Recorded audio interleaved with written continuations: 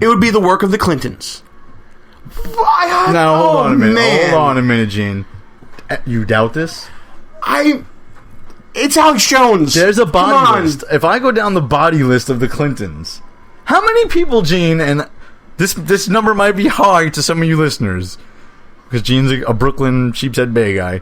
Gene, how many people do you know personally who have been murdered?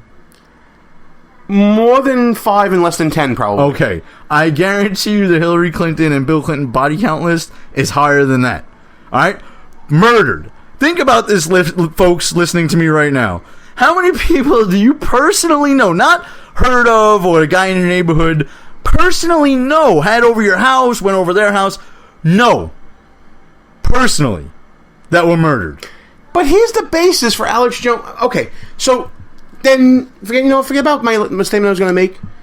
How does Jimmy Kimmel fit into this then? Because Jimmy Kimmel, it's kind of a crazy story. Okay, the pickle jar thing. So he suggests that Kimmel suggests that Alex Jones works for some sort of New World Order or something like that, or Alex Jones like that, and pickle jar conspiracy theory. Because what is that? Caught Jimmy Kimmel blatantly lying on his comedy show. All right, it's a comedy show, but this brings up a good point, Gene. So we want to see Donald Trump's tax records, right? Well, I want to see Hillary Clinton's medical records, and so do a lot of other people. If you go to the Drudge reports frequently, as I do, every day he'll post a new picture of something kind of weird with Hillary Clinton. Whether she needs a step stool to get into the car, she needs a step stool to get up to the podium, she needs help going up flights of stairs. She's an old, decrepit woman with health issues, okay? Nothing against old, decrepit women with health issues, but she's trying to seem virulent and be ready to lead the most powerful nation on earth, and she's not, all right? So what does Jimmy Kimmel do? He invites her on the show and says, listen, a lot of people are asking questions about your health. Here's a pickle jar, open it up. So she opens it up, opens the pickle jar up. And what Alex Jones said, it was already open. Rightfully so, was that it was already open. That when you open a pickle jar, there should be a pop, the seal. You know what I mean? When you open up a pickle jar. Anybody the freshness seal, make sure nobody tamper with it. The tamper-proof seal. And, Hillary Clinton's pickle jar didn't make that sound, and there was no, it wasn't the correct motion for opening a pickle jar. All right, was Alex Jones, conspiracy theorist, maybe not the most credible source, but he brings up a good point. All right, and do you really put it past the liberal media to try and make Hillary Clinton look strong enough to open up a pickle jar? First of all, I'll tell you what. I know a lot of 25-year-old women who can't open up pickle jars. So you're going to tell me a 75-year-old... I don't even know if she's 75, but she looks like she could be. 75-year-old Hillary Rotten Clinton can open up a pickle jar. I guarantee you she can't open up a pickle jar.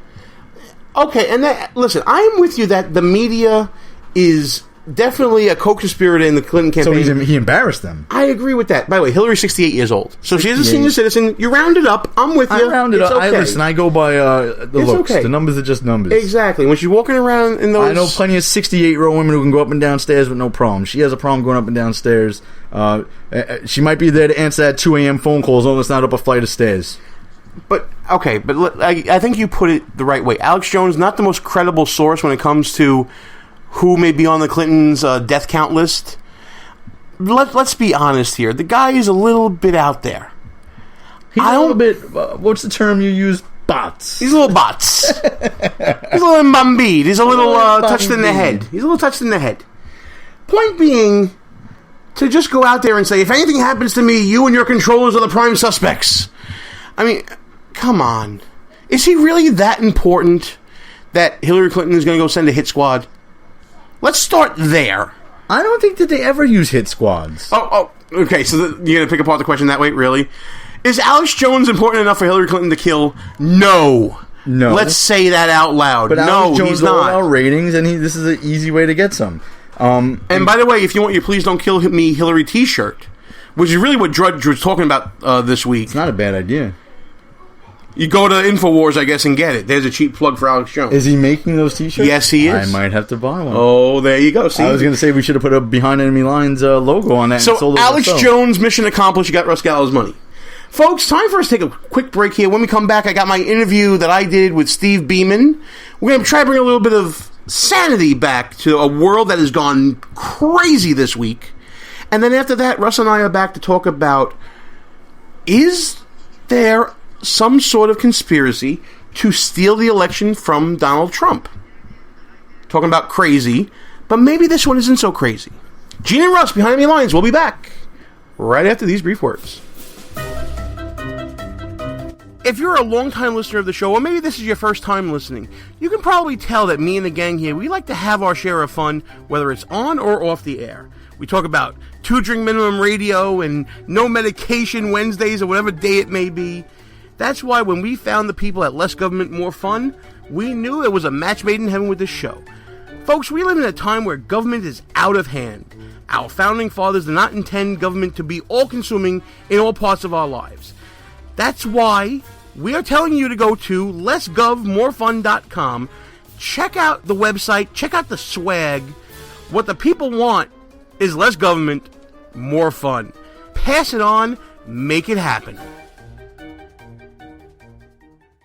Who might you save? Your mother, your father, your husband, uncle, aunt, son. Learn FAST, F-A-S-T, the sudden signs of a stroke, and you could save your friend, teacher, boss. F, face drooping. A, arm weakness. S, speech difficulty. T, time to call 911. F-A-S-T. That's F, face drooping. A, arm weakness. S, speech difficulty. T, time to call 911. The sooner they get to the hospital, the sooner they'll get treatment. And that can make a remarkable difference in the recovery of your neighbor, the waiter, grandmother, grandfather. So learn FAST, the sudden signs of a stroke, then pass it on, because you never know who might save you. Your wife, your colleague. Spot a stroke fast. Visit strokeassociation.org. Brought to you by the American Stroke Association and the Ad Council. Behind Enemy Lines Radio is all about being right. No, seriously, it is. If you ever listen to Russ Gallo or me go back and forth on some issue, we always want to make sure that we remember who said what and when we said it. That's why we go to goonrecord.com. It's a brand new social media website. Challenge people on what they believe, whether it's in politics, sports, entertainment, finance, whatever. There's a category for you at goonrecord.com. Check it out right now. Tell us, what do you stand for? It's time for you to go on record. Behind Enemy Lines. Back on the air. Gene Baradelli, back behind Enemy Lines, joining me on the line right now. It's a pleasure to welcome to the show a 30-year veteran of the financial industry. He's been a CEO, entrepreneur, investor, philanthropist, and currently chairman of the Society to Advance Financial Education. Of course, I'm talking about Steve Beaman. Steve, how you doing, sir? Well, I am just great, and thank you for having me on with your listeners. It's a pleasure to be here. So listen, you've been making the rounds talking about actual policy. I mean, heaven forbid we actually talk about policy in this election cycle, and specifically focusing on what you do best, economic policy. Let's get a little bit wonky, and let's talk about the differences between Trump's economic policy that he's proposed and Hillary Clinton's policy that she's proposed. Let's start with Trump. What do you see from the Trump policy that's good and what's bad? Well, if I may, let me say, as I've said a lot in the last several weeks, this is an election that you know and I know both of the candidates are flawed in major ways. None of us are jumping up and down going, this is my favorite person. So my hope is that we move beyond the personalities of these politicians into their policies like you and I are doing, because, frankly, the economy of the United States is at risk. And I think more so than any time in my lifetime, the decisions we make on this election will affect the jobs for our children and our grandchildren. So that's why I am desiring to talk about this with you so much. But let me go to your question specifically on what Trump is proposing. We have an economy growing at 2.2, 2.3% right now. All of us feel it. We're uncomfortable. Productivity levels are down. Employment levels are down on a historical basis. So we're saying, okay, we need to jumpstart the economy. Donald Trump and Hillary Clinton could not be farther apart on how they view doing that, and people need to understand this. Trump has said, let's use tax cuts and deregulation to stimulate the economy. Specifically, let's take our corporate taxes, which are the highest of all of the OECD countries. That's the Organization of Economically Developed Countries. We want to take those 35% rates for corporations down to 15% across the board, small, medium, and large companies. Now realize what that does. That throws more cash into company coffers that can pay dividends to investors. They can buy plant and equipment. They can expand their product lines. That's extremely stimulative. Secondly, he said, let's cut taxes for individuals and simplify the tax code.